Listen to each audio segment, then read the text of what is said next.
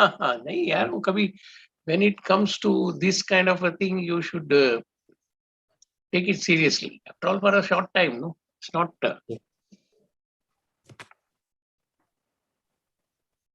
So we will wait. Of course, people have said that they will join. I am the host now. Except one person, they all of them said that they will join. So let us see.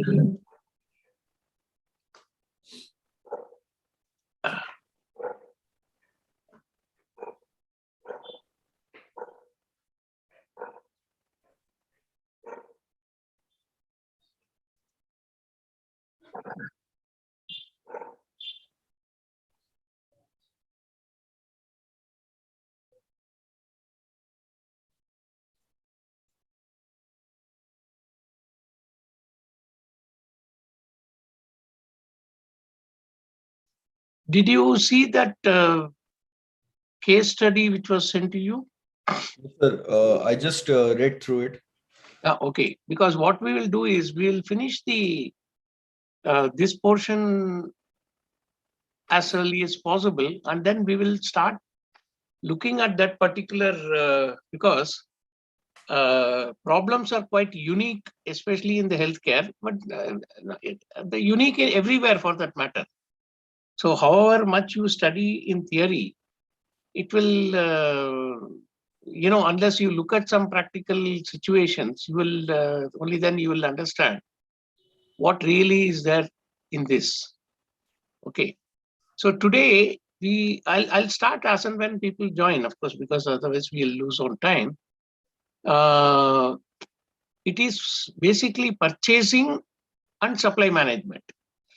This is not supply chain management. Please note that it is not supply chain management, it is supply management. Okay. So, yeah. Sir, both supply management and supply chain management should be the same, right? No, actually, there is a difference between supply chain. See, supply chain means it takes into account the the organization is in the center, and it the problems relating to supplies from the extreme end. See, basically a supply chain management is defined as from supplier to customer. Whereas when you talk about purchasing, it is only from the supplier to the organization. It is a subset of the supply chain management. Let us put it that way, right? It is not the whole supply chain management. It is a subset of the supply chain management. That is why we call it only supply management in this case, or purchase management, or purchasing management. So the topic is purchasing and supply management. Now, basically, this is a very important portion of any organization. Of course, there are organizations which deal with multiple vendors for procuring the various parts, like in automobile, as you know. For a single vehicle, model of a vehicle, there may be hundreds of suppliers of various raw material and components needed to manufacture and assemble the vehicle.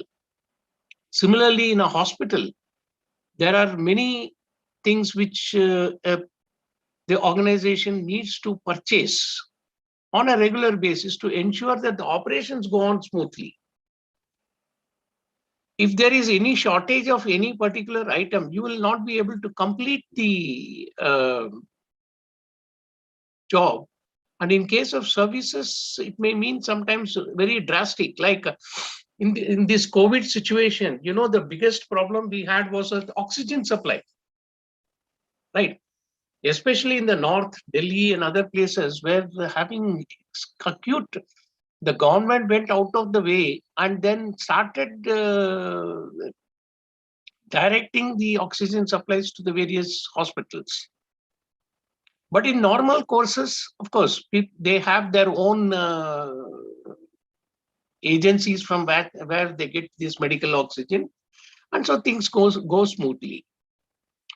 So any organization, small or big, has to undertake this job of purchasing materials. Now, when you say materials, it could be raw materials, it could be components, it could be consumables, it could be capital goods, it could be even items required for their canteen, right, to run. So somebody has to ensure that the supplies are available within the organization of the right quality at the right time. That is what the organization operations further about, but then there are many other factors to this. So every organization engaged in procuring goods and services faces certain important questions like, did the organization fetch a good price for the procurement? Why price is important? See, basically we saw right in the first class that why is operations important? Operations is important because that is the only place where you control costs to ensure that the price of the product or service which you get from the customer minus the cost of operations is what is your profit.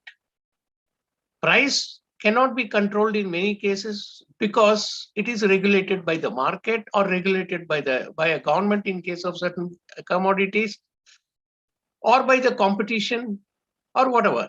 So you don't have too much of a leeway on the price. So the only place where you can make your operations cost effective is by controlling the cost. And the first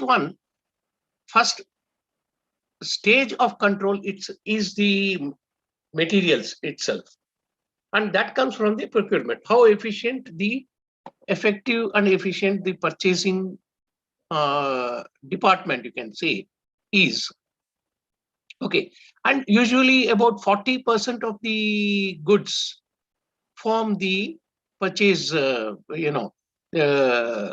materials and other things.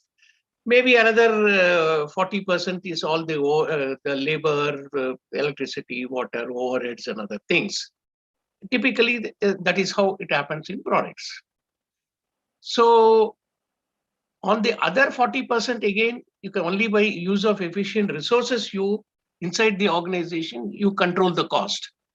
In procurement or purchase, it is controlled by at what price which you buy the product. That matters a lot. Or the supplier is reliable. Generally, what happens is why you need a reliable supplier, that if he does not supply within the promised or expected deliveries, you may run into shortages and then go and buy at a very high price locally. See, this happens in many organizations. In fact, they have a market buyer. Okay. So the reliability of the supplier is very, very extremely important. And more so if you are, let us say, if you are practicing just-in-time inventory. Okay. Good evening. Good evening. Yeah. Good evening. Good evening, Meghna. Good evening, Sashi. Yes, sir. Yeah. Okay. You can mute now and you unmute only when you need to ask questions. Thank you. Okay, sir. So, yeah.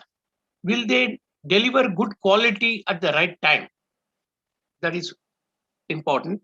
How efficient is the procurement process? So within your own organization, how have you organized yourself to ensure, if the same person is producing, let us say, vegetables for the canteen and very sophisticated equipment for the, let's say, hospital, then it may not work out. So you need to have the right people with the right qualifications and understanding to make these purchases. Okay, how can an organization benefit from its suppliers? We talked about that in the earlier sessions, that even in TQM, you see, we talked about how it is beneficial for an organization to have dedicated suppliers, because who will ensure that they work with you to ensure quality goods at a relatively stable pricing and timely supplies. Should the organization develop new sources? Yes, this may be needed, because although, of course, in most of the cases we talk about single sourcing and all that kind of thing, you never know what happens to that organization in case they decide to shut down, or they have material problems, or they have what we call as a force majeure. You see, force majeure is a clause in a contract agreement, even with any supplier vendor relationship. It means it is nothing but an act of God. When you say an act of God, could be that there is a fire in the premises which happens suddenly, or there are floods, or which happened. Things which were totally out of control, an earthquake like it happened in Bhuj some years back, and all the industries were affected from there. Now, a contract cannot be enforced under such circumstances. Now, you need to have an alternate source for you at least ready, so that you can switch over in case of such force majeure conditions, not under normal conditions. It can also be when there is a change of technology, which can happen. When there is the other person is producing using a newer technology, and that gives benefit to your product, and the regular vendor is not able to do it. There can be many reasons. So purchasing and supply management is a structured set of planning methodologies that enable organizations to answer the above questions. There are many more questions, and we'll see as we go by. As you see, that purchasing and supply management cycle starts from, let us start from this top right-hand corner. The demand determination, as we saw in that production planning, we saw about master planning. Now, when there is a master planning, from that then is we know that from that how many of the goods which you are planning to produce, and hence the purchase will also know that in the year you need that much. And then if you have a schedule of production, month-wise or quarter-wise, you need that much. Why it is needed? It is needed because whether your vendor is capable of delivering that much quantities, his capacity to produce, that needs to be determined. Forecasting is a shorter term tool, that having determined the long-term planning of the requirement of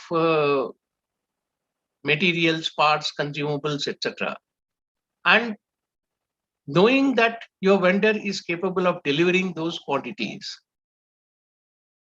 On a month-to-month basis, you need to do some forecasting, which again will come from the production, from the operations. And operations in turn gets these forecasting from the marketing. So this forecasting will also help, because sometimes what will happen, you need only X amount this month, but next month, as per the forecast, you may need 1.5, and the next to next month you may need 2x. You need to tell this to your vendor, that this is what is our forecast, and you be prepared for it, because he in turn has to buy his their raw materials and capacities, manpower, planning, all that. So forecasting for a shorter term, demand is for the longer term, forecasting for the shorter term. Another, of course, determining the sources or vendor development, you can say, is an ongoing process for the purchase department. Of course, it does not change from frequently, but at least they should be constantly looking out for good vendors, because there may be newer startups which are coming up, or newer materials being offered, or new forms of engaging with you, or many things could be there. So the sources, although you determine at a certain point of time, you're also looking out for alternate sources as maybe a standard, standby or whatever, From among the sources what you have, then you boil down to a set of suppliers or vendors. It's also the alternate term is used called vendors, based on certain criteria. Somewhere later down the line, you will see how vendor rating is done. You see, so that the vendor is also knows that he is being assessed on these parameters, just not on the basis of price alone. And one of the Deming principle which we saw earlier is that do not work on the basis of price alone. So price is not the only criteria. There are other criteria for supplier selection. It could be nearness to your source. It could be that he has a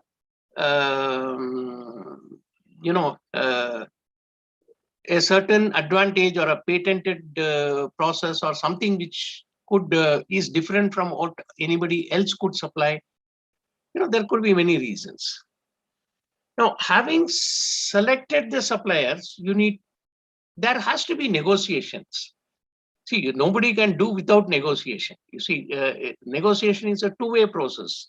For the vendor, he will try to get the best out of you, and you as a customer, you need to extract whatever best you can get, because whatever benefit you get is for the organization, and that reduces the cost, in turn increases the profit for the organization. So negotiation is a thing, but of course, one should always keep that you can't squeeze so much that that person itself will die. You see, so it has to be a fair negotiation. And I told you in certain earlier classes that there are many organizations which they know that they won't work with a vendor unless he makes at least a 10% profit. So if he doesn't does not make a profit, then he is not going to last for long, and then you'll have to constantly keep looking for different vendors, right? So it should be a fair negotiation to ensure that both survive and both make at least a minimum amount of profit. Now, having identified the supplier and negotiated the price and other terms, price is not the only one. There are many other terms in terms of payment, in terms of delivery of goods, in terms of logistics, in terms of packing, in terms of quality inspection, at their premises. There could be many things which one needs to take into account during the negotiation stage. Yeah. Once that is done, then periodically, we talked about lead time in the previous thing, taking into account the lead time and the pipeline stocks and many other things which we saw in inventory control. One second. We need to the purchase order for that particular supply has to be placed. You see, in India, we have what is called the Indian Contracts Act. You see, for a Contracts Act states that for a contract, when you say contract in the sense, it's a contract to do a certain thing, right? It is like, I place an order on you. That is not sufficient. That doesn't enforce the other person to supply to you. Now he has to accept that order.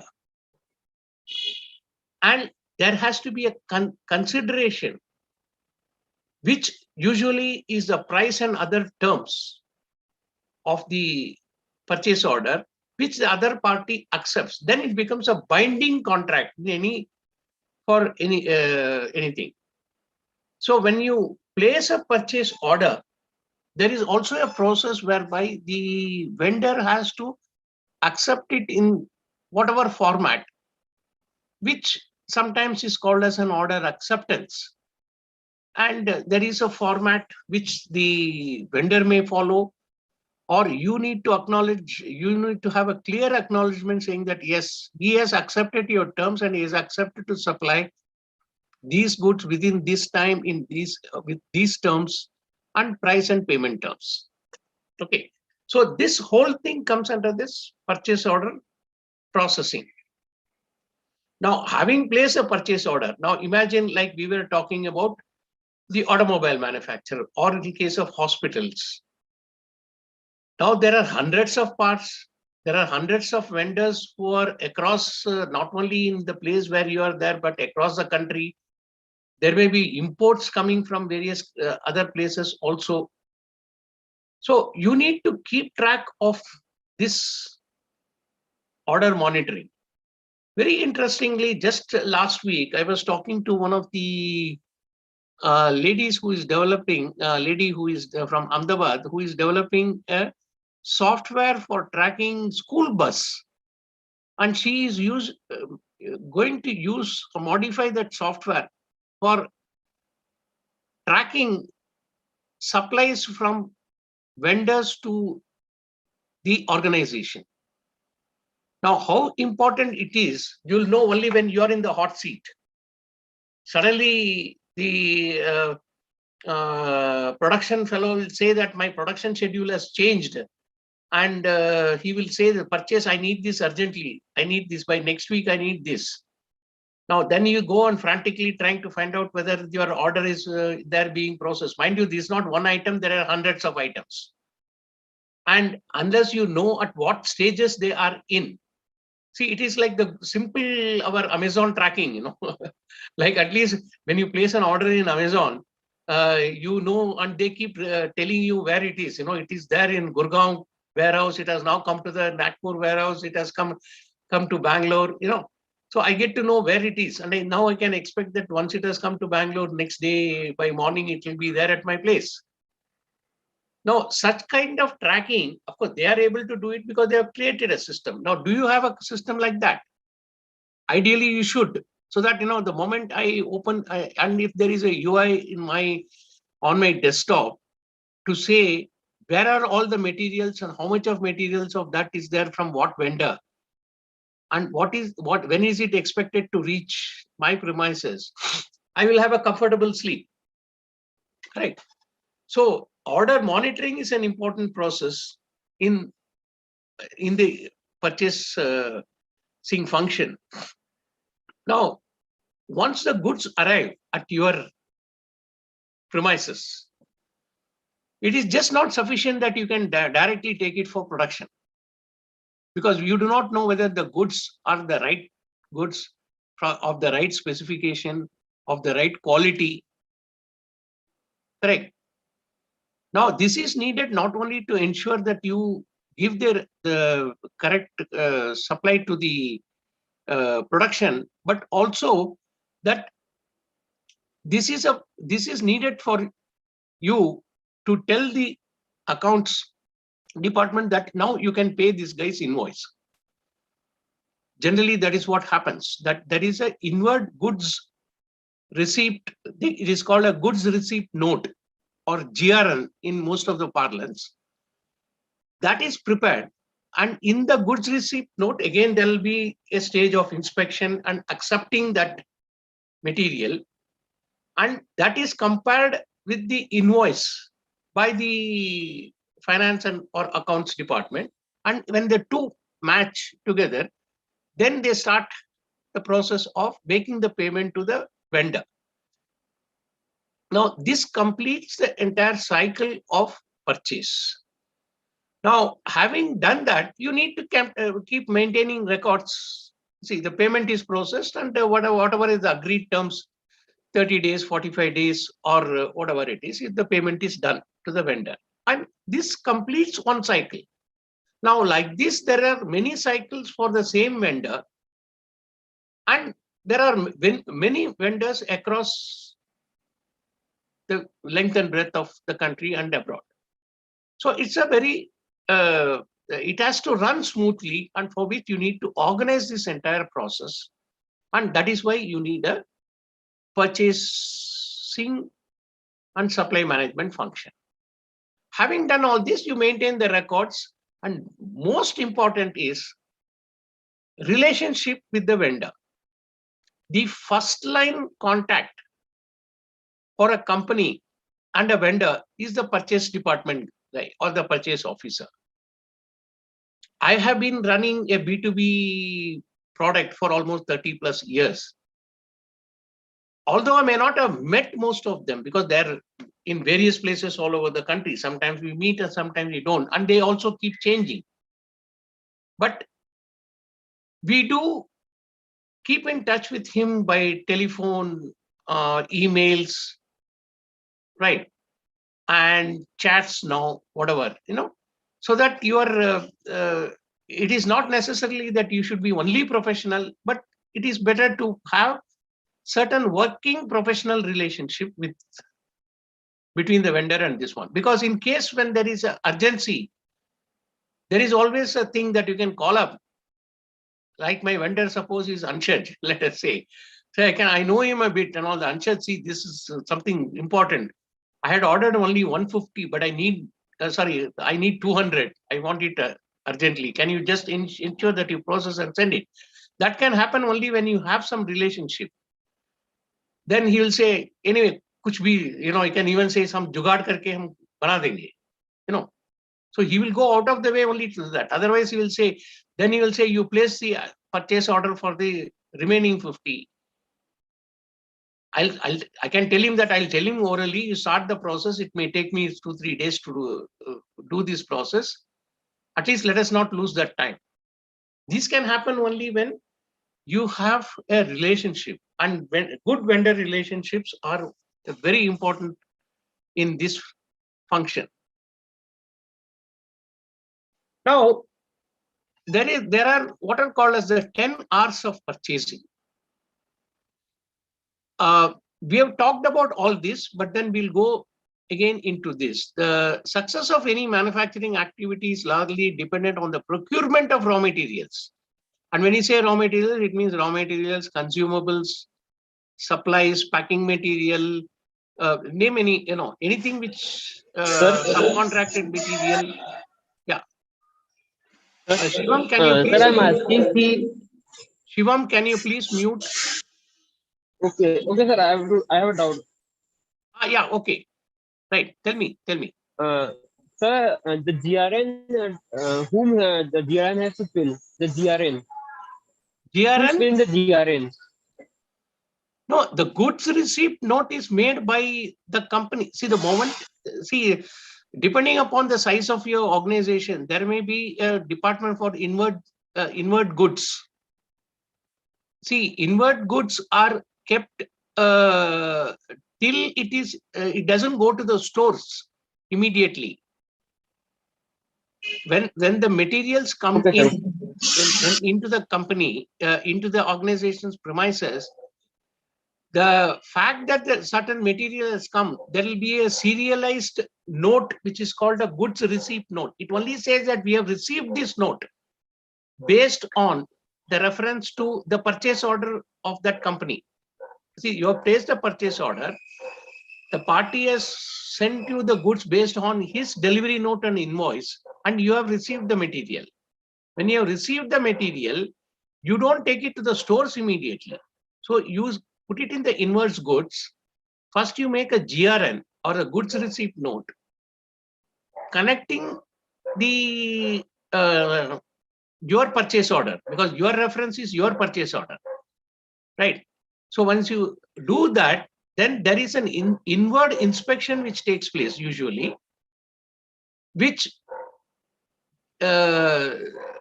inspects the goods based on the purchase order which you have raised. What was, suppose that there is a drawing with the purchase order, whether it is as per the drawing, then there is a quantity mentioned in the delivery challan of the vendor. Is it as per the delivery numbers, right? So the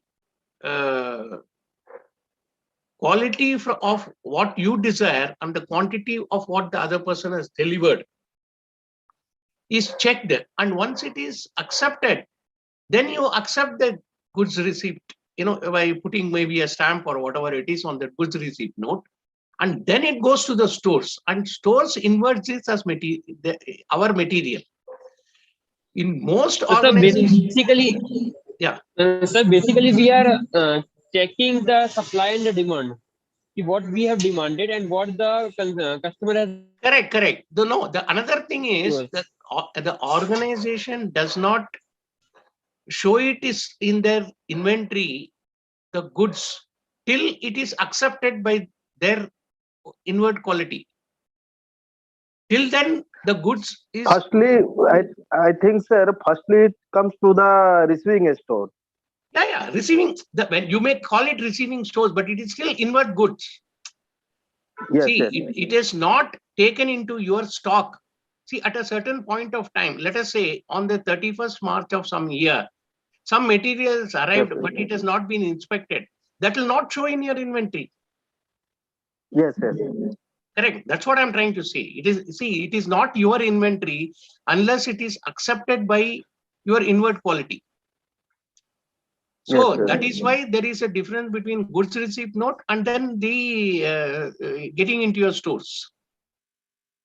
And only then that copy of the GRN, accepted GRN, goes to the accounts department for payment, settling the payment.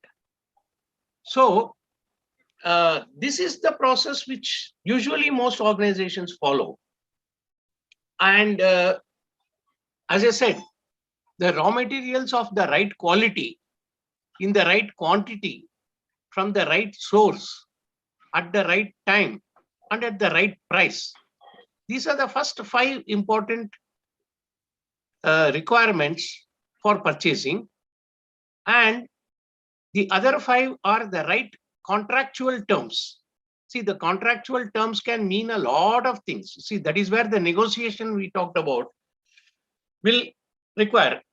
Ultimately, most organizations will desire that the material, that you are responsible to ensure that the materials you supply reaches my inward stores, whatever you may call, inward stores, inward goods, whatever section. Till then, you are responsible. Then after that, we'll take stock of the material, have it inspected, accept, and then pay you. But what happens is not many, many vendors cannot do this. They can say only that, I can be responsible only as long as it leaves my factory in my premises, right? Like there is one factory in Noida and then supplying to you in Lucknow. Now he can say that my responsibility is only up to delivering my the packed goods to, let us say, the transporter, and from then on it is the transporter's responsibility to deliver it to your goods, or the transporter's responsibility to bring it to you Lucknow, and in Lucknow you will make arrangements for it to from the transporters go down to bring it to your stores. Yes, See, sir, these right. are not contractual terms. It can be sometimes the company may have their own vehicles to go and pick up material. There can be many such things. So as I told you, as far as the organization is concerned, for them, ideally they should reach their premises, right? But may not be there all the time. Okay. Shashi Prasad, can you just switch off the video also, because yeah. So the right contractual terms is very important, and that has a whole lot of things. These things, the right material, right? Because that is where it is very important. Even if in ISO 9000, there is one most important clause in ISO 9000 is the contract review. See, we did that last time, and this contract review is something most of the time the organizations fail because they fail to specify the contractual terms. So a lot of things will say understood, just send me 100 numbers of the same item what you sent last time. Now that is not a proper contract terms. It should have the drawing number. If you have a drawing, it should have a drawing number, or fully specified what it should contain, what, all that, what material, everything relative,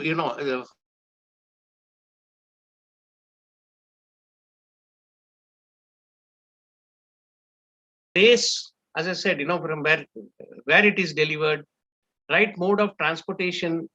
And in sometimes what happens is there may be multiple locations for your own organization. It should be very clear where it has to be delivered, right mode of transportation. There are some goods which we say that it has to be transported. It is very fragile, or very certain things must be transported only by air, or by full truck, we say, sometimes we don't want a partial truck. We'll pay for it, but then it has to be a full truck. So there can be many conditions like that, and the right attitude of the vendor, that is very important. You see, most of the times that is where it's good to have good relationships with the vendor, and choose the vendor with the right attitude, right? Since I have worked a lot in Mumbai or Bombay, I can tell you that is where you really learn business. In fact, almost my 7-8 years of work experience is in Mumbai before I started on my own. And that is the right attitude for business. You ask that guy anything, ho jayega saab. He'll never say, and they will do it also. They'll go out of the way to do it, So that is the kind of attitude you need from your vendors. See, it's not that you're being unreasonable, but there are times when you need to do something, and then at least you don't take it on your head. The vendor takes it on from there, Now there are many terms which you use, like ex-factory. Ex-factory means, from the vendor will say that, I am only packing and delivering the goods from my factory gate. After that, it is not my responsibility.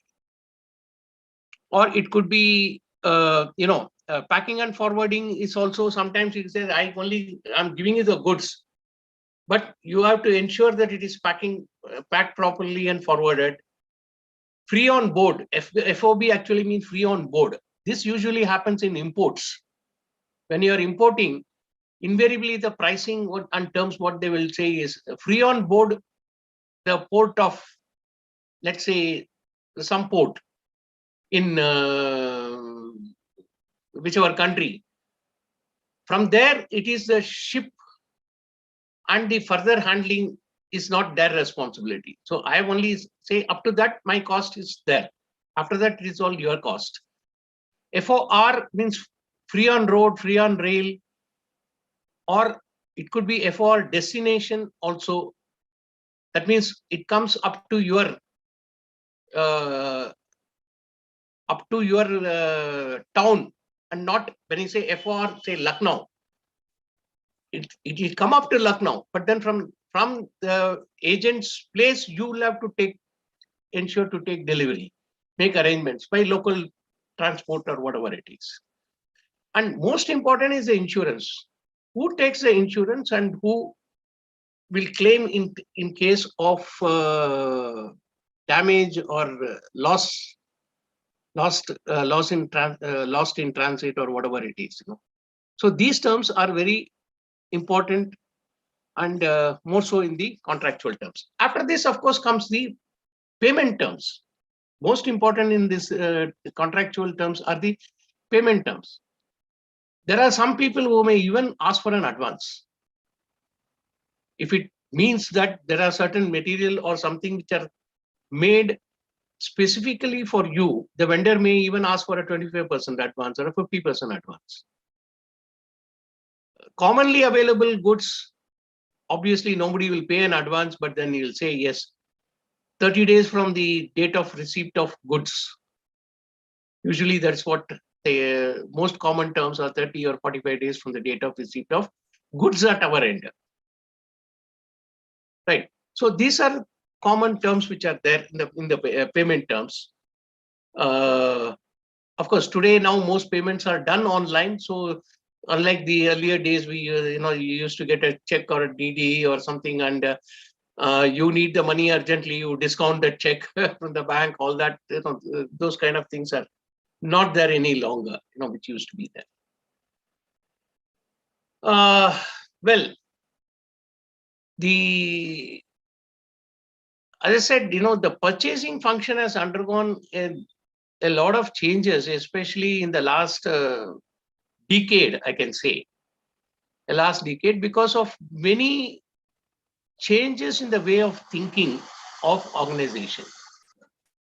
When we talked about in ISO 9000, we saw that, that from 97, ISO 9001, 1997, in India, the movement of quality was taken up very seriously, and especially by the large organizations.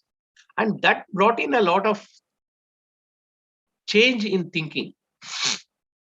Earlier, it was very common to have any organization to have multiple vendors.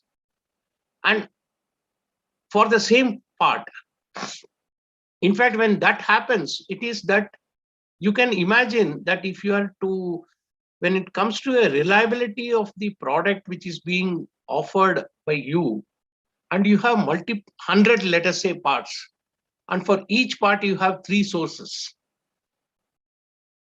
Now, a given end product may have any combination of any of these 100 into 3. It is not simply 300, but it will be raised to, right? It becomes exponential problem. And the combination, permutation and combination works in this. And you'll have huge large variations in the quality of the goods offered by you.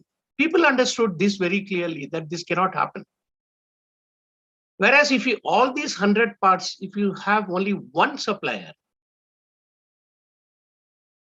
each, then obviously any problem in quality of at the end, very clearly that if it has arisen only from one part, if it is traced to that, you trace it to the supplier immediately and settle the issue.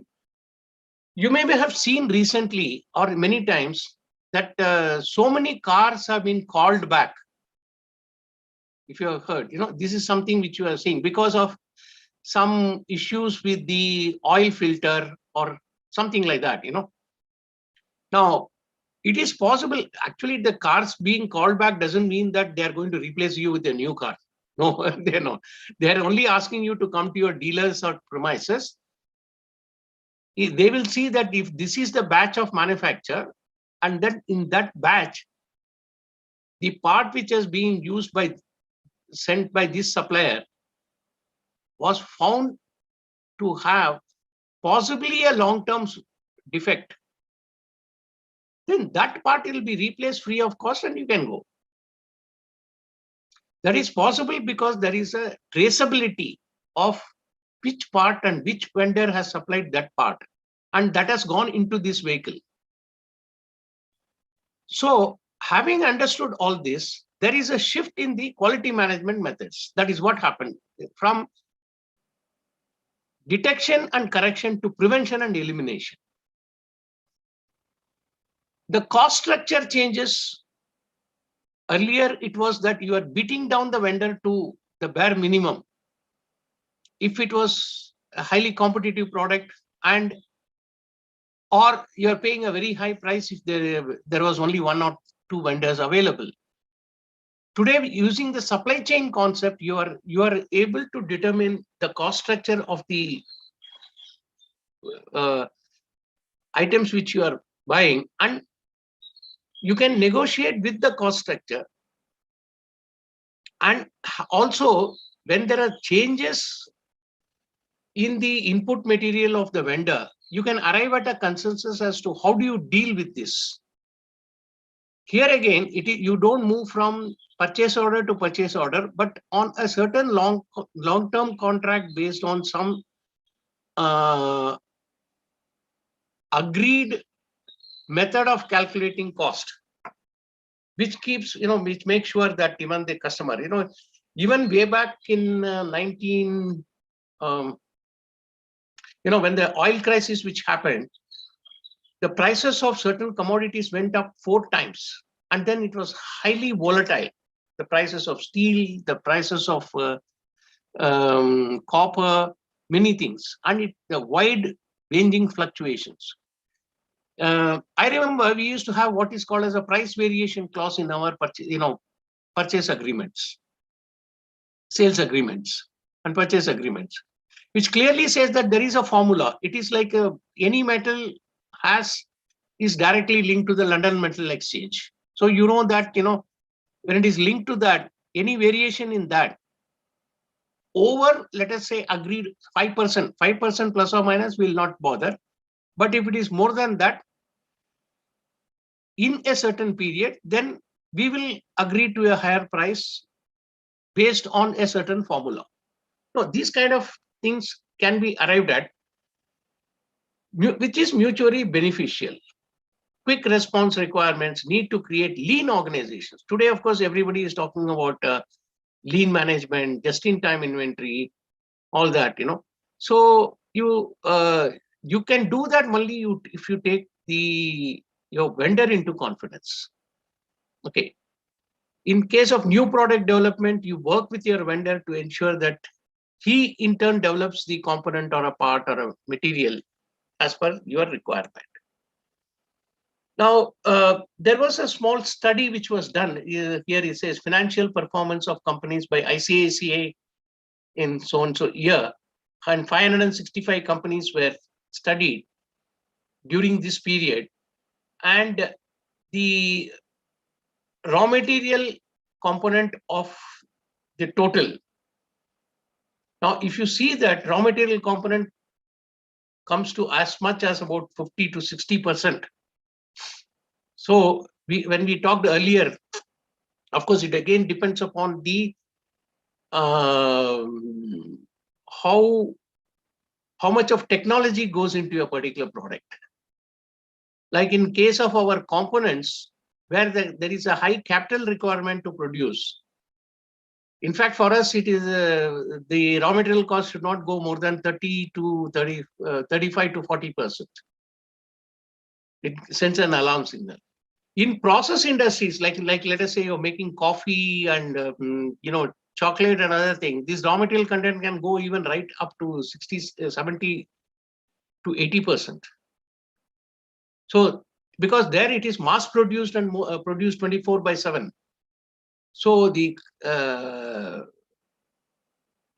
for bringing down the price and cost, the material cost is much higher in those kind of cases. They hardly use any manpower. It's all again capital costs. So raw material is about 50 to 60%. Power and fuel is about 10%. Salaries and wages about 10%. Stores, repairs and maintenance, administrative expenses about 10%, sales expenses about 5%, depreciation about 5%. This is what you think.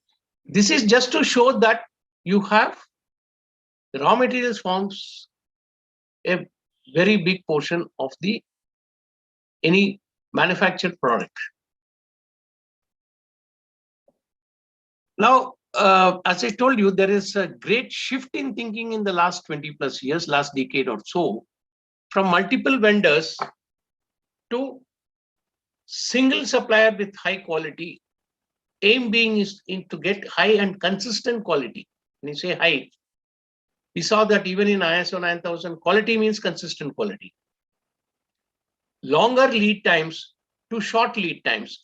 This can be achieved by keeping your vendor into confidence and making sure that he in turn gets his materials, and the cycle time for manufacture is the only time which is required for him to deliver. So well-selected vendor with the short lead times.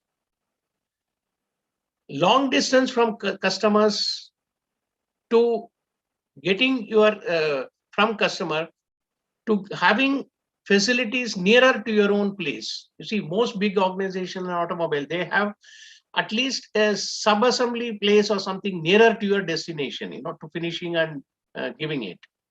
Geographically, those are concentrated vendors are there.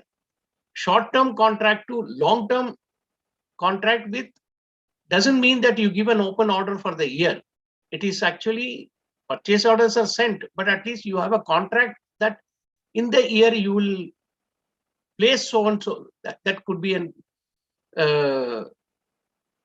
could be a MOU you can call, or whatever you can call. So that cooperative relationship with long-term contract from the short-term contract approach, because earlier, even if somebody is offering you some 5% less, you jump to the other vendor. Those kind of things will not happen if there is a long-term contract with the vendor. And more frequent deliveries so that you keep your stocks to the minimum, and the cycle is kept up. Procurement process, what is it? Okay, so I'll give you a short break now. Although of course we started a little late. Now what I'm going to do is after we come back, okay, now this entire thing I want to do it by the case which I sent you. It's about 6 pages, although it says 10 pages, only it's about 6 pages. I want each one of you to read one paragraph from that, and we will discuss that and go to the next paragraph, because almost whatever we have talked till now is covered there. Okay, and it is a case for hospital supply management. Okay, so those of you who are in hospital supplies, so when you are talking, you unmute and keep your video on. Okay, and if others want to discuss, again you unmute, and then after you finish, you mute. Okay, so the time now exactly is 7 o'clock. So 5 minutes from now, we'll assemble again, 7:05. Okay.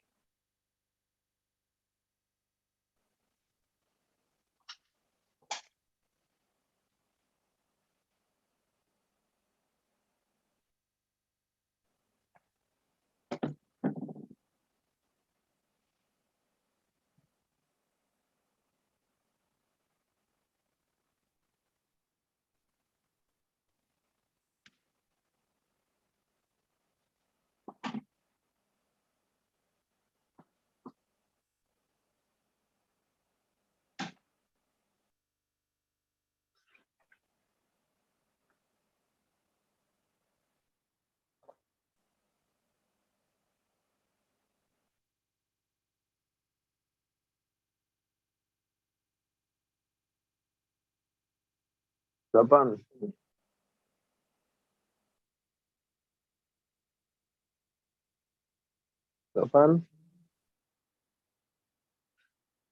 बोलिए। अरे कौन सा paragraph में sir बोल रहा था? अरे वो तो पेज दिया है ना।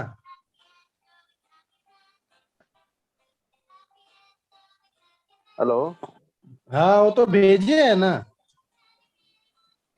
वो जो पहले वो तभी सुबह भेजा तो वही ला हाँ तुम पढ़ लिया है। नहीं कहाँ पूरा पढ़े हैं, थोड़े से तो पढ़े थे। उसके बाद हमको लगा क्लास कल है, तो हम बोला कल तो संडे है, सुबह पढ़ लेंगे। ओहो, हमको लगा मैडम का पर क्लास उसी में आज है। तो सर पूछेंगे अभी। तो आइडिया तो है अच्छा। नहीं यार, हम लोग का समय नहीं मिल पाता है ना, दिक्कत है। हाँ ड्यूटी में हम तो भागे भागे आए हैं अभी, जैसे तैसे करके यहाँ पर ही 6:15 में पहुंचे हैं, तुरंत ऑन करके बैठ गए। हम भी वही तो 6:27 में पहुंचे, कुछ ना कुछ ओहो, आई है। हाँ। सुबह अटेंड किया है कि नहीं? नहीं सुविधा नहीं है। सुबह नहीं है ना। हाँ, चलो ठीक है। नहीं अभी वो प्रोक्योरमेंट प्रोसेस के लिए अच्छा है ना, हम्म। चैप्टर अच्छा है, इंटरेस्टिंग हाँ चैप्टर है। 5 मिनट का ब्रेक मिला है। नहीं। हाँ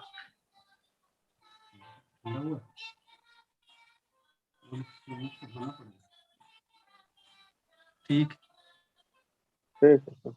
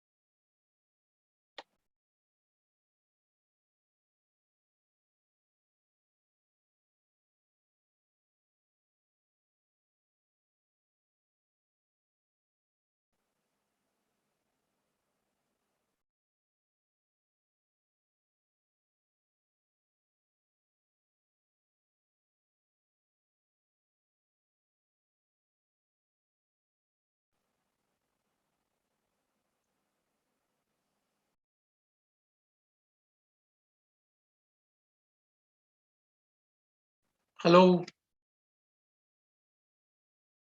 Hello. Yes yes sir. Uh, yes, Sashi Prasad, yes sir. Anshaj, yeah, Shivam, yeah. Yes, sir. Now, yeah. So I thought Meghna, I think you have to be Sashi ji. I think one of your घर का झगड़ा सब इधर सुन रहा है इधर क्योंकि sir इधर का आवाज नहीं है, कहीं और का आवाज आ रहा है। अच्छा जी नहीं I am sitting in Sir, a closed room.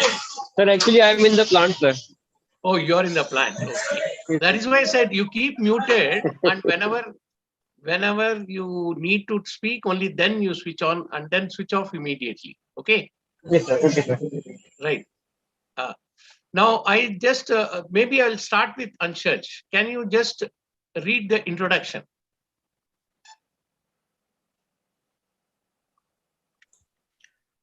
Today, With the development of information and communication technologies and the impact of globalization, trade relations have increased even more than in the past years. Organizations that lower cost, meet demands on time, perform better than their competitors, have a competitive advantage, and have a significant share in the market. In this context, the performance of the supply chain is of great importance. It operates in any field in everyday life. Every institution that produces goods or services is part of the supply chain. Therefore, organizations that provide services such as healthcare institutions also have a supply chain. The performance of these institutions depends on the right management of supply chain, just like in all other institutions.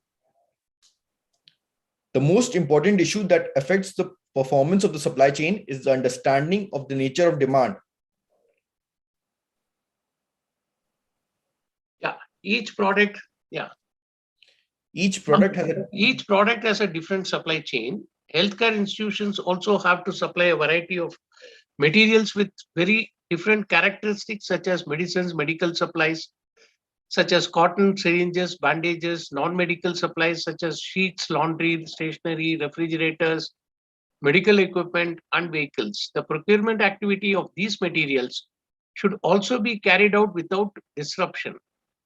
Execution of procurement activities on an undisrupted basis requires first to make accurate estimates. See, we saw in that first slide itself, we started with the overall estimates. Serious problems can also arise if procurement activities cannot be carried out in time. See, now time comes as a factor, even if the demand is estimated correctly, right? This situation is absolutely unacceptable when it comes to institutions where human health or even life is the subject. You can't say that I don't have a syringe or I don't have oxygen supply, or we don't have even sheets for that matter. Bed sheets nahi hai, or cot nahi hai. See, there are everything matters here. Once you are in an operation theater, you need all the materials. You just can't say that something is not available. And you can't make do with any knife. You need number 4 or whatever you call. That knife, if a surgeon wants, he wants it.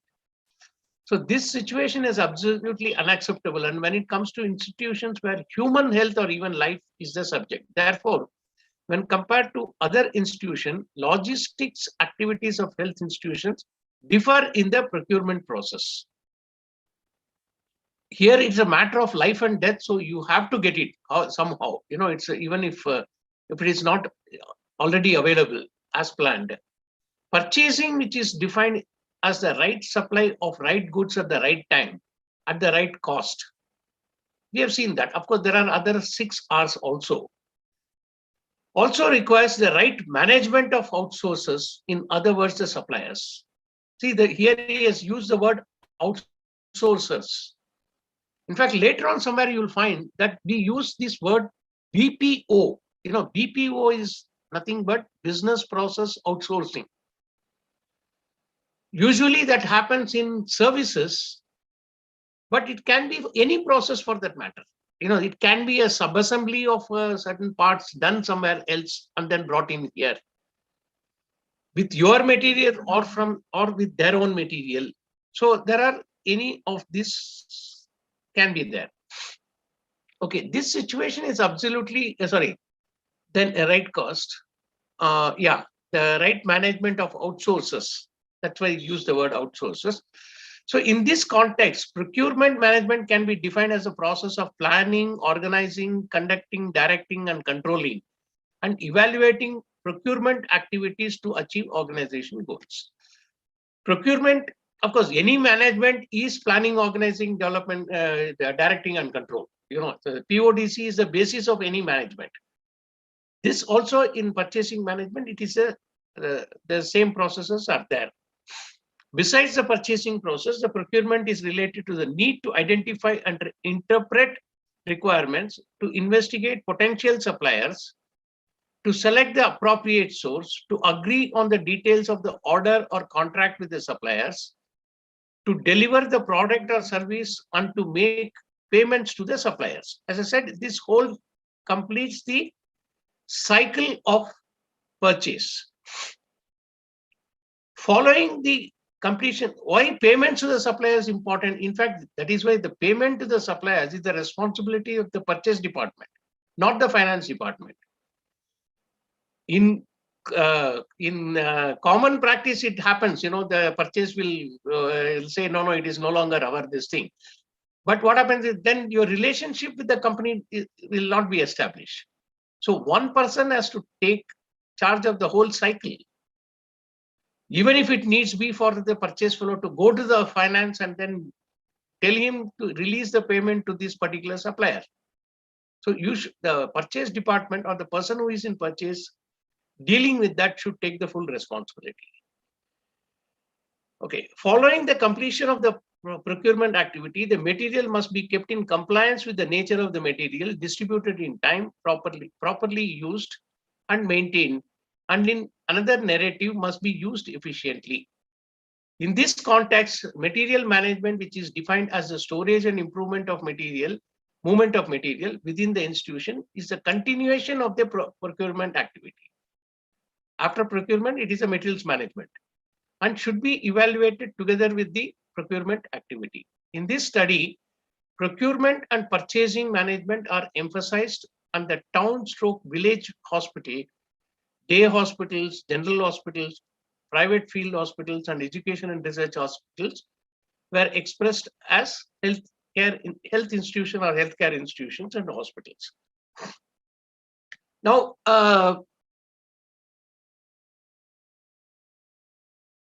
we see that this purchase is applicable to all organizations, including if it is a governmental organizations, governmental departments, manufacturing organizations, could be software, could be hospitals, could be hotels. Everything needs items to be purchased, procured, and thing. But each of these organizations has its own characteristics, and the procurement function has to be tailor-made for this particular type of organization, right?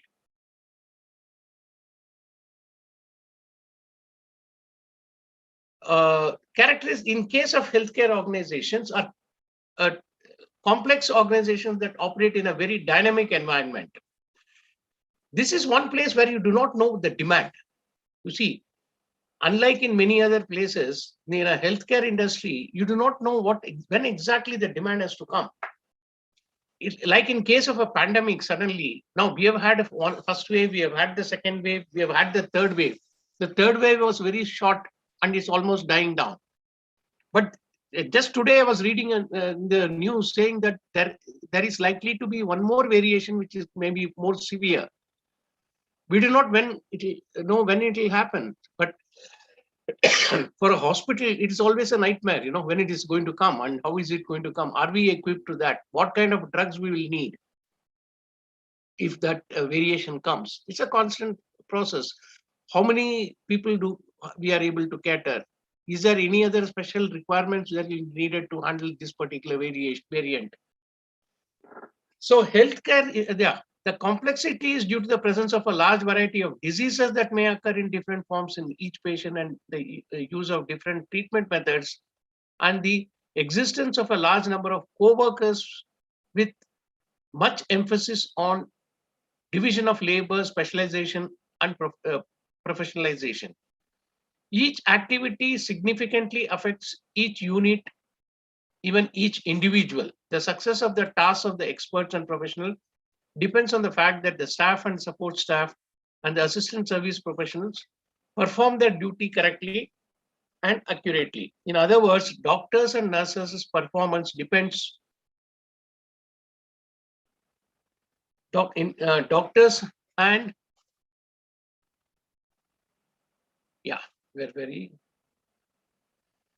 doctors' performance depends on the performance of other staff in the institution.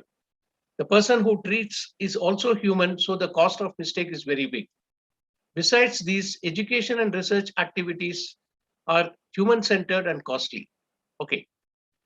Now, we will get into, these are the characteristics. See, you are asking the question about the difference between supply chain and procurement. So you can see that in this itself, he has explained clearly the success of strategies that institutions put into practice to ensure a sustainable competitive advantage depends on the efficiency and performance of the supply chains. Supply chain is the integration of the main business process between the end user and the first supplier that provides information, products, services, and value to the customers and other chain stakeholders. Well, if you take example here, it is an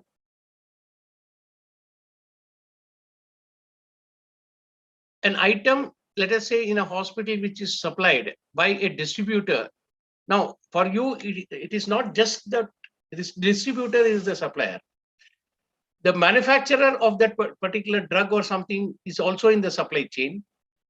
And the manufacturer for that drug, whatever formulations which are supplied by the primary source is also in the supply chain.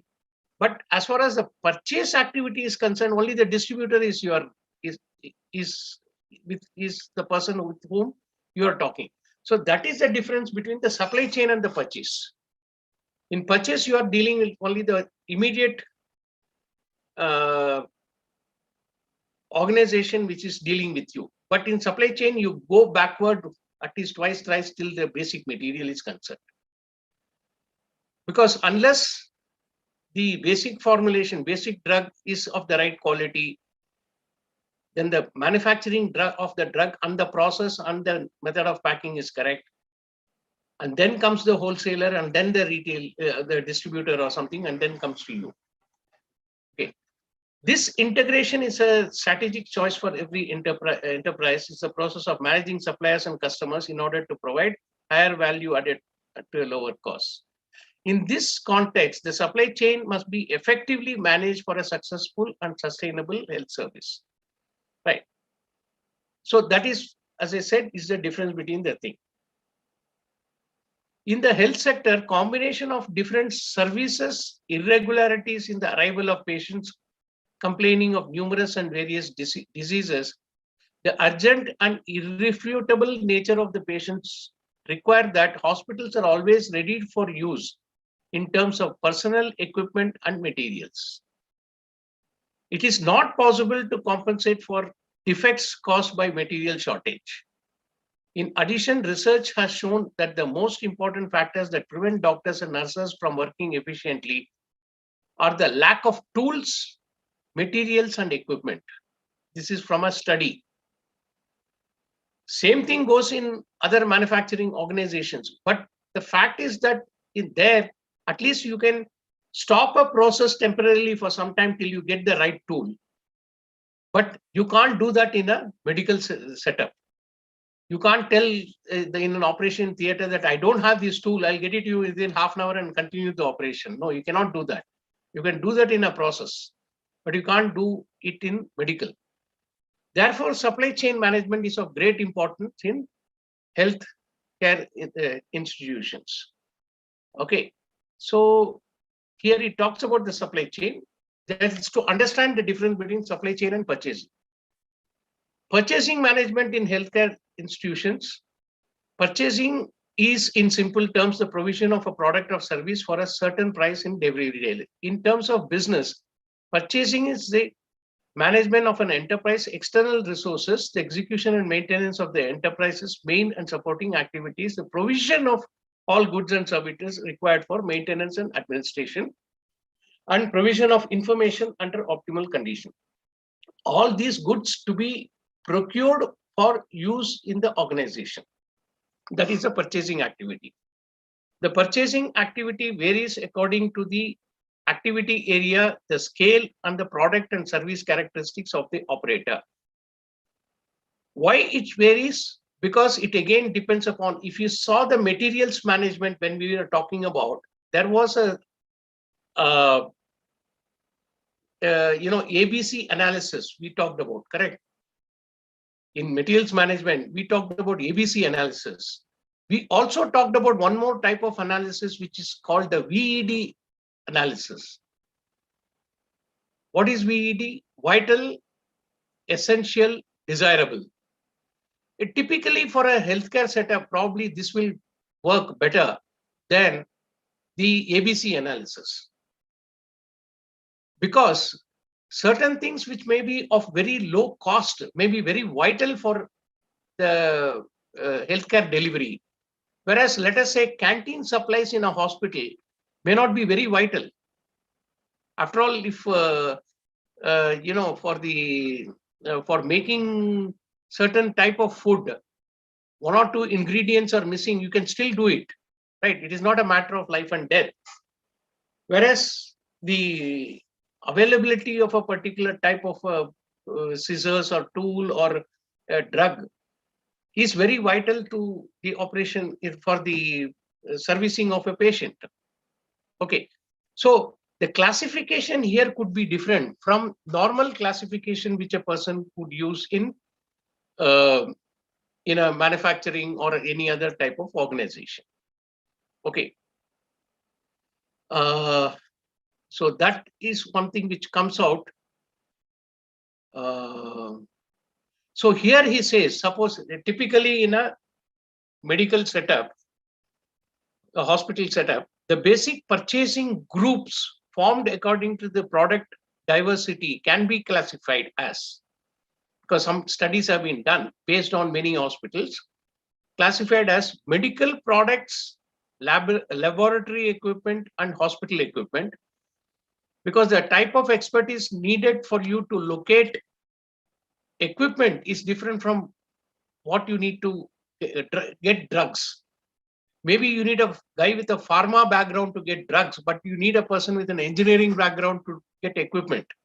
So you never know. Okay. Diagnostic equipment, laboratory technology and equipment, operation equipment and instruments and operating room equipment. 5, emergency care and intensive care equipment. 6, orthopedic devices and prosthetics. These are more like accessories in this one, general parlance. 7, physical therapy, rehabilitation tools and equipment systems, imaging systems and monitors, disposable materials, hospital furnishing and equipments, hospital furniture, hospital heating and cooling and cleaning systems.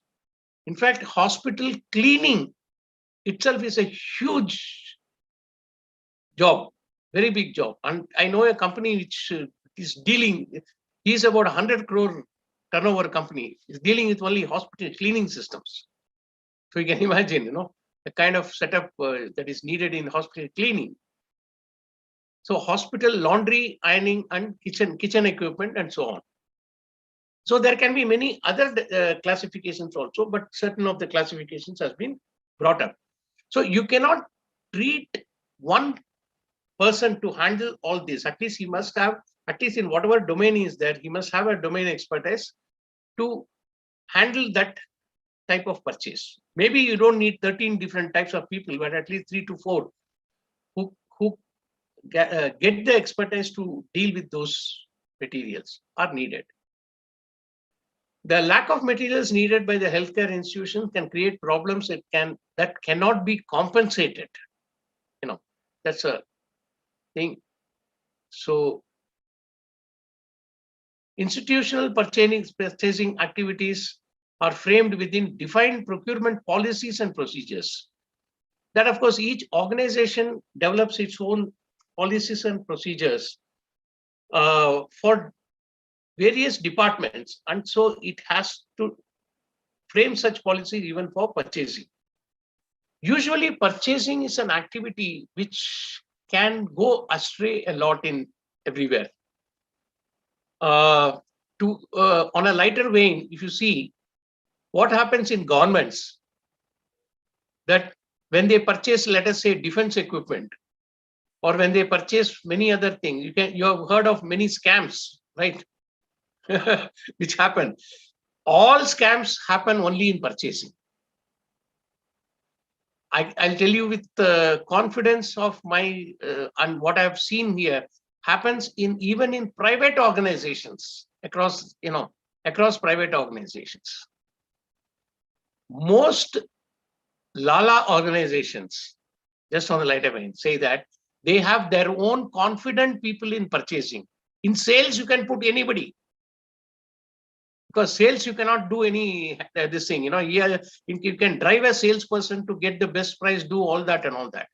But in purchasing, it is always a person who is, in fact, for a very long time in my own organization, the purchase was handled by my cousin brother. You may say, why you need a cousin brother to handle? Because purchase is the place where all kinds of deals take place again between vendors and this one. All kinds of adjustments take place. And if you do not have your own, at least trustworthy people there, you are bound to get into a lot of problems. This is what happens, And purchasing is again power, because the vendor only sees the purchase guy in the organization, and he thinks that he is all powerful, right? So it is very important for organizations to define the procurement policies and procedures and whom they put in that purchase department. Of course, these are not mentioned in any of the thing, but I said from my experience, I'm telling you. The main stages of these policies and procedures are not only should be known to the staff in the purchasing department as to how the procurement process works to reduce errors in procurement activities, but also should be known by everyone in the institution. Okay. This is procurement activity begins, that we will see when we go to the slide there in the main thing. Okay. So these are some of the things which are peculiar to hospital. Similarly, for hospitality, it may be different. It may be different for construction industry. It can be for a process industry. It can be different.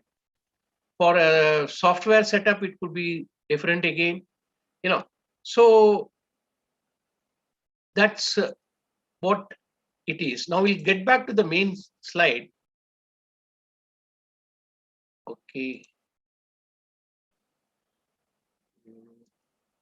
I'll get back to the main slide.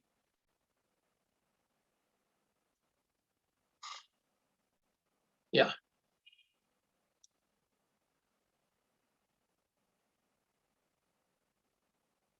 You are seeing this screen, right? So the procurement process, which we said, starts with the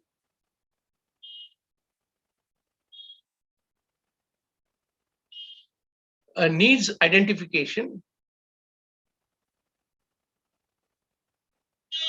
Yeah, needs identification, receive purchase request from whom? From various departments. Your policy could be that it is centralized, or it is from different department directly to the purchase department. It could be whatever it is in your organization.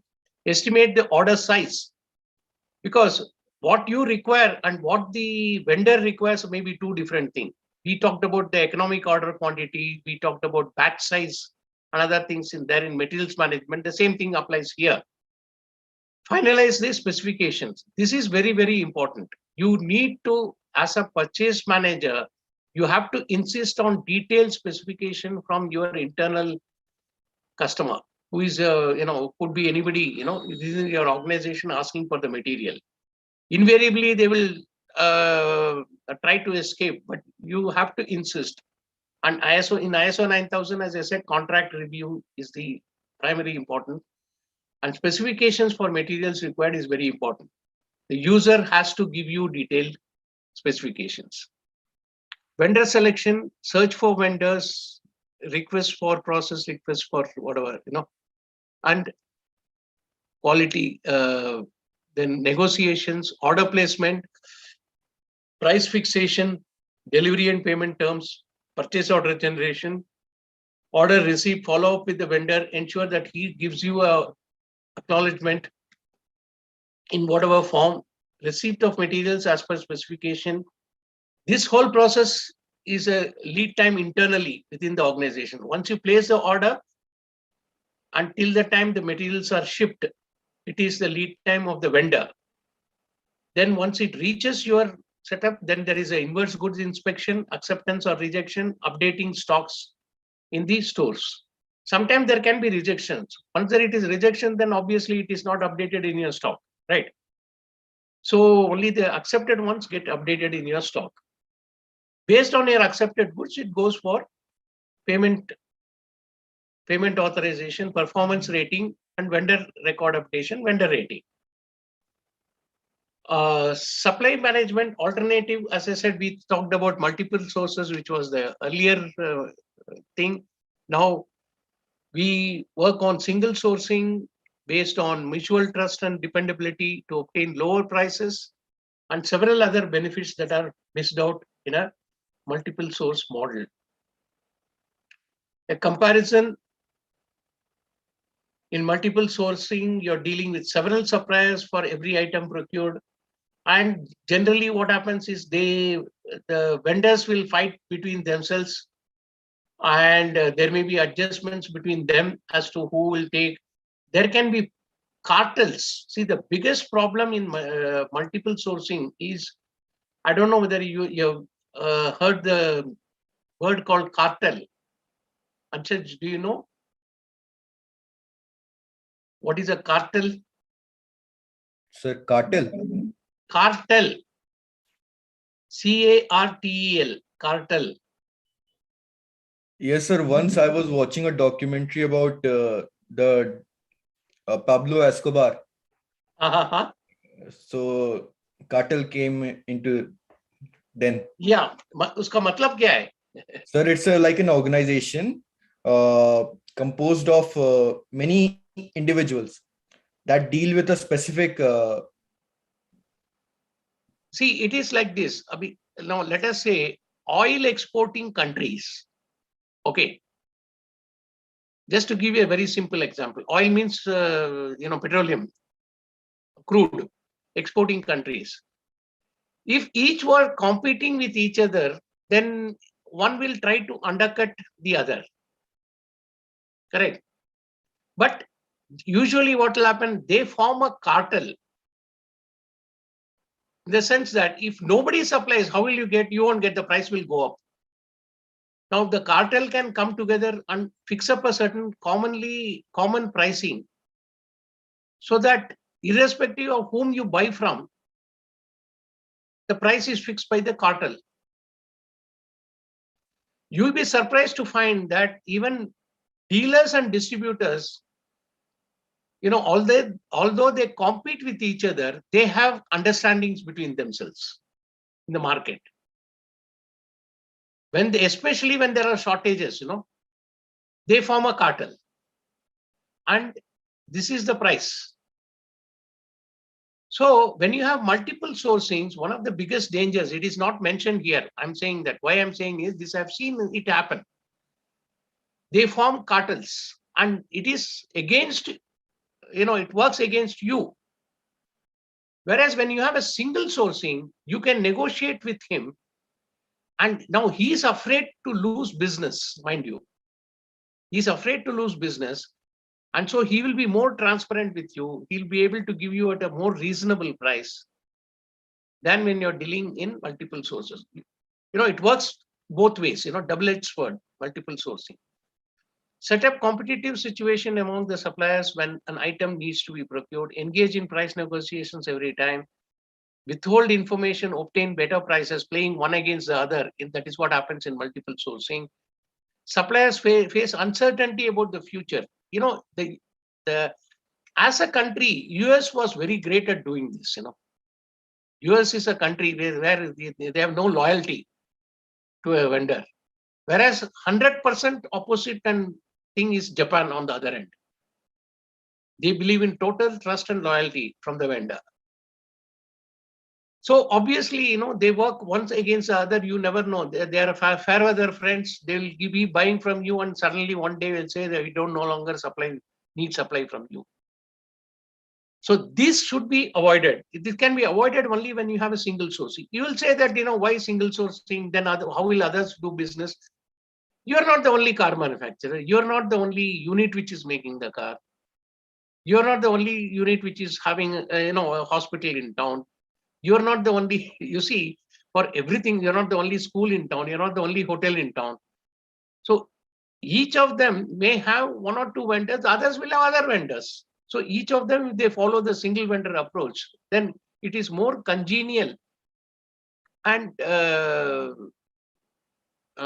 effective for both, for the customer and the vendor.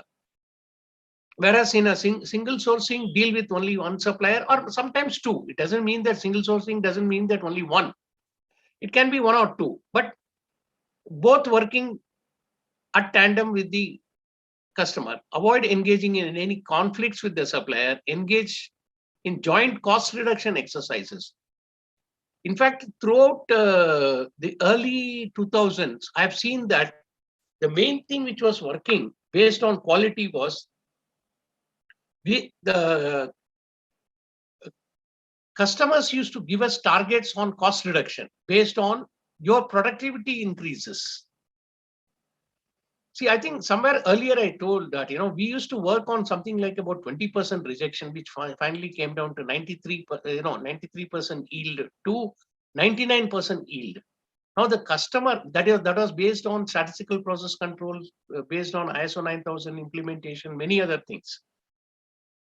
Now, obviously, the costs have reduced, your yields have increased, so you are getting a better margin to offer to your customer. So this can be done together. In fact, with one of my vendors, I have done this exercise and I found that I could do it because he was ready to work with me as to how to improve his quality, improve his yield, reduce his wastages, and pass on some portion of that savings to us as a reducing cost. This has been done and you can do it. Exchange relevant business information, obtain better business gains. As I told you earlier, one of my copper suppliers was, which is very key, without which my product cannot be finished. He called me one day and then he said that, Sukumar, I'm telling you, from next week onwards, there are going to be heavy shortages in supplies because there is some copper mines, some problem happening in Tanzania or some country which is there. Now, you may not have kept track of all this, but he being a producer, he knows. And because I am a very good customer for him, he has taken the confidence to tell me 1 week before. And all he said was, this much portion for your requirement for next 3 weeks, I'll send it to you so that you don't get into supplies. I'm confident that within 4 weeks, this is going to get stabilized. See, this is the advantage you get when you have a single vendor approach, right? Otherwise, if it is a multiple vendor, what they will do, they will stop production, hold the stocks, and then dictate to you on price if you want delivery, right? That's what happens usually. Exchange relevant business information. Suppliers informed of future business prospects, capacity, and technology investment. As I said, like in new product development. Benefits from cooperation, mutual trust, and dependability. This was a exercise done on showing, don't worry, these figures are not absolute. I can even blank this column. What is that in the entire purchasing activity, the 23.1% of the cost was the incoming material transportation. This is for when you take as the total expenses for the year for material handling, right? That's all. Telephone, of course, in that day, telex is not there. Now email, whatever it is there, was 17.6. Purchase department salaries, this for the purchasing activity. The purchasing activity was 100% of the cost. 23.1 was a transportation. Communication was 17.6. Salaries was about 16%. Incoming quality stores inspection and other things 11%. Incoming quality stores salaries, then stores inspection was 7.8. Receiving stores, stationery requirements, travel, because most of the time in purchase, you have to visit your vendor once in a way at least to have that confidence with him, establish relationships, and whenever there is a problem to see whether what is the process changes which has happened. He also feels good. In fact, in my this thing, I have visited most of my vendors at least, and at least once or twice in a year. Makes good. Materials planning and control, insurance charges. See, 2.5% of the total material cost is the insurance charges, other costs and depreciation. So total expenses of the thing, if it is 100%, this is the distribution of costs in purchase. This is one company which Ranbaxy is a medical pharma company. This for their experience, of course, without the case, this has no meaning. So I'll proceed with that.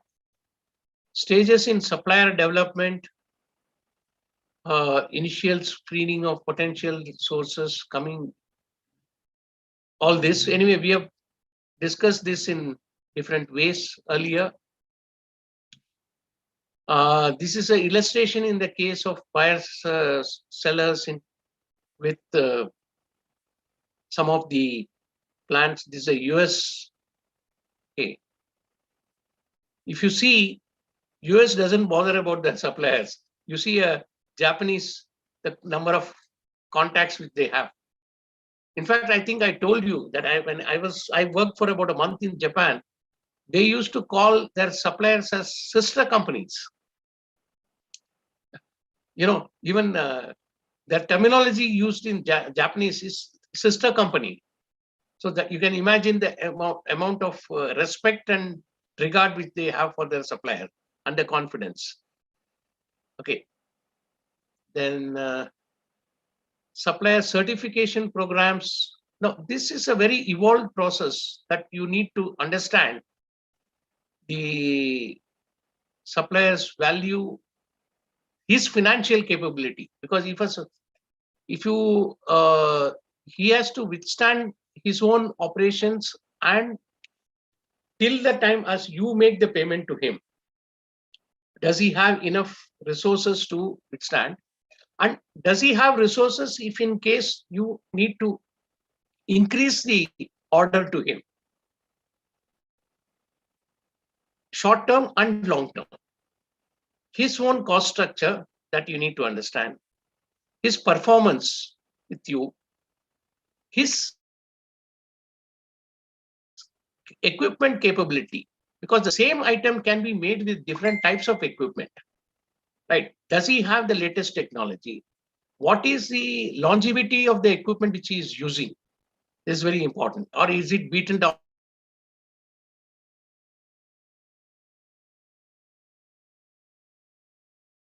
That is not my concern. But once something goes wrong, or what is the frequency of failure of these equipment? I will probably go to the next level to find out. Okay. And his periodic maintenance and preventive maintenance of those, how does he does? And his quality assurance methodology, mainly process control quality.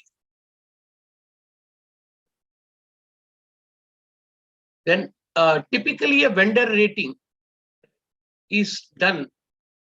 What are the criteria for rating? Typical ratings here as given. Quality. Quality can be broken up into different dimensions of quality. Delivery reliability is very important. Price, delivery terms, payment terms. Weightages which are given obviously add up to 100. How much you will give weightage to each one of them? This is a typical illustration. Quality 28%, delivery 24%, price 21%, delivery terms, etc. You can have a rating chart of 1 to 5. What we call as the Likert scaling. I don't know whether you know. in management, we call it Rensis Likert is the one who formed up this 5-point scale. So we call it a Likert scaling. So yardstick for measuring can be on a Likert scaling of from below average to 5. Very effective when you use, because usually people say 7 or 10 or something scale. It is difficult to understand. 5 is easy because 3 is normally an average. Is it below average or above average? How much below average, how much above average? So it is easy to do a rating based on that, because most of these are again what you call guesstimates, may not have typical numbers. Here he has used the word PPM. Do you know what is PPM?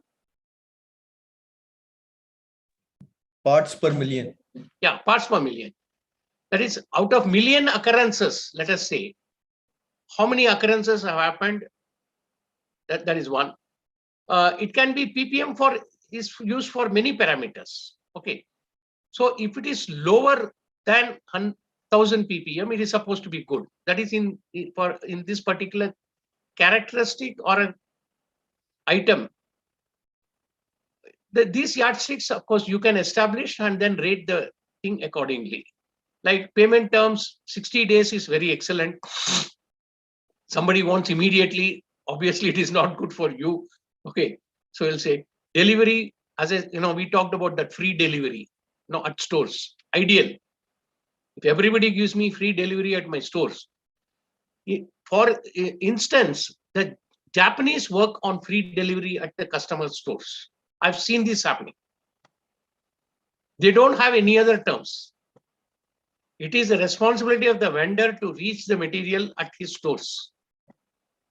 They don't work on any other terms, especially small, medium organization, large organizations, definitely, and some of the small, medium organizations also. This, as I told you, that it could be FOR, free on rail, free on road, up to a certain point. Of course, here he has used Chennai. Only collection free. It could be on a chargeable basis. Collection free means, it could mean anything, depends upon the term which you put in. Chargeable basis, the entire logistics is charged to you. X works, X go down, means that you go and pick up the material from there, from his go down. Obviously, that is the lowest rating. So similarly, based on this, base price up to 1%, that means you are given a base price. Is he within the base price? Then he has got excellent. How much above, you can determine the rating according to. Not necessarily that 5% above the base price is a bad vendor, because sometimes consciously you give a higher price because of other reasons, or you may increase the base price for that particular vendor also because of his savings in other factors. So you work out the vendor rating for different vendors, and usually the companies give feedback to the vendors on this rating, because only then the person knows. It is like a mark sheet which you get after you do your course. So vendor rating forms are given, and the vendor ratings at the usually March end is happening. So you may have a vendor rating done in April or May, and you give it so that he knows on what items he has not done well, and he will try to improve. So vendor rating is very important. Measures of performance in terms of basic supplier performance, long-term partnership, joint cost reduction, new capability building initiatives. I think I will, for want of time, I will skip this. You can go through later. Make or buy decisions. Now, this is something which is today, most organizations don't try to make everything in-house. I have seen the Indian telephone industries, where I was once there for about 3 months for a project work in Bangalore. They have their largest plant in Bangalore. There is one in Raebareli, incidentally, in your UP. There is one in Allahabad, Naini, Allahabad. There is one in Raebareli. There is one in Gonda. I've been to all these plants because I used to supply to this Indian telephone industry. Bangalore, of course, is the largest plant. The worst what these guys, the government did is they started making anything and everything. In fact, if you see the old telephones had a bakelite kind of a phone structure with the handle. They used to make that. They used to make every single thing. That's a shortage of, Now, it doesn't work that way in real life now today.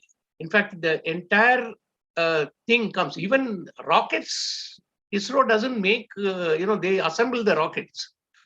All the parts are made by different vendors. And most of them, some of them are even small vendors, not even big vendors, right?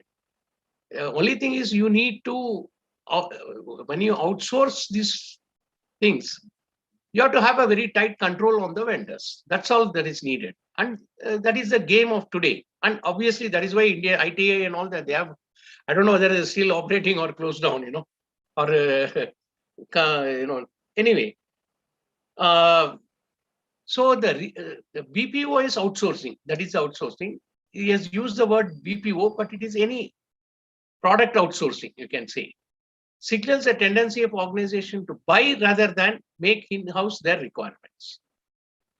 In fact, today in any startup, whatever anybody says, I say you do not do anything. You do only the final assembly testing.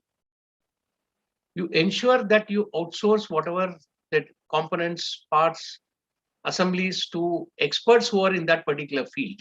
Like in electronics, for that matter, the components is a tier 1. No, sorry, materials is a tier 1, components are the tier 2, the sub-assemblies like the PCB assemblies are the tier 3, and the final product is tier 4. Now, ITA was making probably right up to tier 2. And in fact, you lose control. Another factor is that the technology required for each of these, whether it is a component or a part or an assembly, is different. So you need to have multiple technologies, whereas your core technology should be the end product, which is why today organizations don't tend to do everything. They will only do the final assembly and testing before it is sent to the customer. And of course, marketing and other activities, which they will do in-house. Okay. So this reduces a cost very rapidly, and non-core activities. In fact, one of my friends used to say, when fresh milk is available, don't buy a cow. Right? Agar doodh chahiye ghar mein, so you don't go and bring. Of course, in the olden days, I remember when I was, I've been in a village also. In a thing, we used to have 3-4 cows in the backyard. But today you don't do that, right? You don't. Only in our places we make some ghee out of the butter, but even that nobody does that. You have ready-made available things. So do only the core activities, and non-core activities you outsource, and manage your capacity expansion, which again is related to your marketing activity, and concentrate on that. And strategic restructuring because of change in technology, change in market, and many other things which you need to factor. Today, of course, I need not tell you, you're all from this generation. Everything is e-commerce, e-procurement, correct? And ERP, starting from ERP in the organization by SAP or Oracle or whatever format which a person uses, or even homegrown ERP. You link the purchase activity using certain softwares to the vendors. So vendor picks up the order rather than you sending the order. So these are the changes which are happening. And the different types of structures are there within that e-commerce. There are collaborative structures, quasi-market structures, and neutral market structures. I will not elaborate on this because it is the way a buying and selling process which is done. The different ways in which it is done. And there are some examples given by the book on these kind of e-markets using extranet, these different trading partner network, web EDI. I don't know whether some of them are still there or new ones must have come. Okay. So implications of e-procurement is restructuring the supply chain will be inevitable. Some suppliers with close relationship will be required to participate in.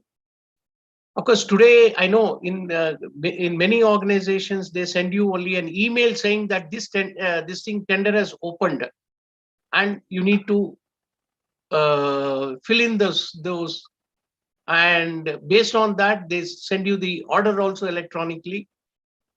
But of course, you supply the goods and raise your invoices, everything again electronically. There's no physical movement of any of this now.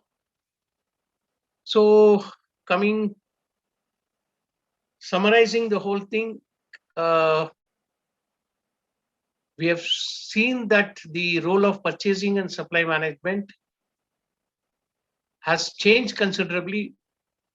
Two, because of the quality initiatives of the total quality management regime in which we have all come into, and of course the electronics part of it, communication, the changing cost structures which needs to be collaborative organizations, becoming lean organizations, and requiring quick response.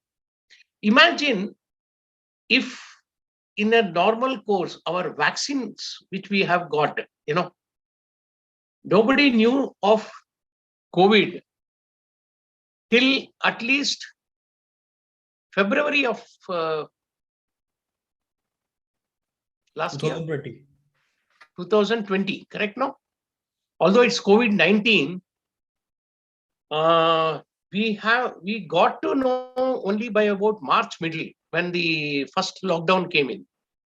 Correct.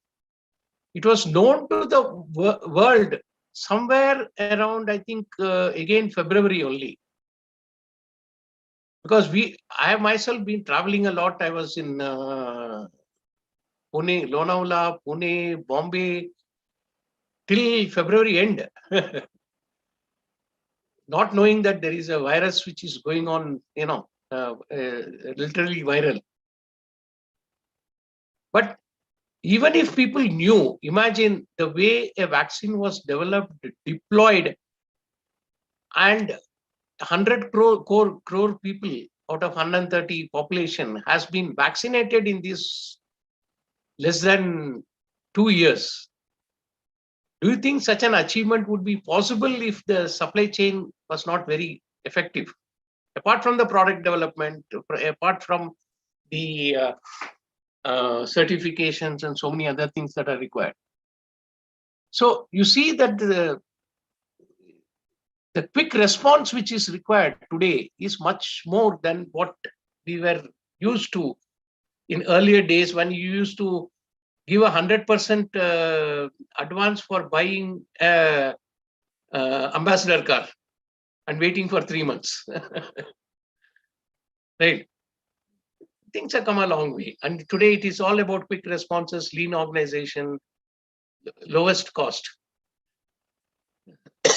So procurement processes which we saw earlier, from multiple sourcing to single sourcing, which we saw, supplier certification and vendor rating is very important today, and make or buy decisions based on, and today it is more going on buy decisions rather than make decisions.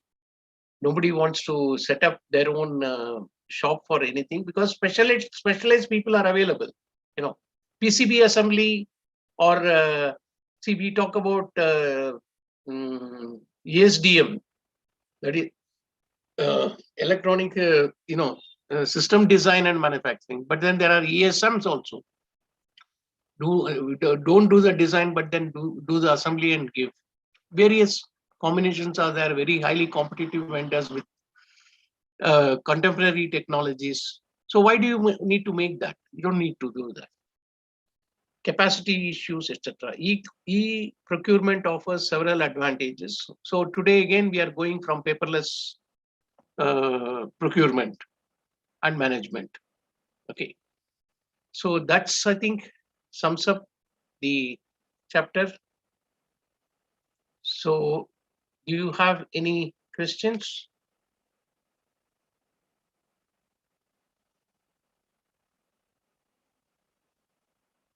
Shashi Prasad. Yes, sir. So you can switch on your videos and unmute whoever is there. Sir, one question. Yeah. Sir, as we talked about healthcare, matlab supply chain management in healthcare. Yeah. But after getting the materials or the required quantity of whatever is necessary, such as medicines, syringes, and such, they need to be stored, sir, right? Correct. So it also involves material and inventory management to the same degree. Yeah, absolutely. Yeah. Yes. No, like things which have to be stored in cold storage have to be done in kept in cold storage, refrigerated. That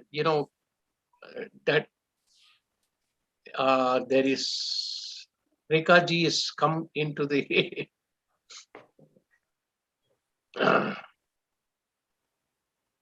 We were batchmates from IIT Kharagpur, incidentally. So she was in BSc Mathematics. I did my BTech from there. Good evening, Rekha ji. Good evening. Good evening, ma'am. Very surprise welcome visit. Yes, even I wanted to listen to, but I was busy with something. No, Abhi, we conclude. We are just about to go. We just were exchanging what is the. Then I saw that you were waiting, and then I said, "Let me talk to you." Yeah. Today we did this thing, purchasing and supply management. Yeah. Just about finished. We took a case and on hospital supply management. So tomorrow you are taking, no? I'll be taking that statistical quality control. Oh, very great. Good.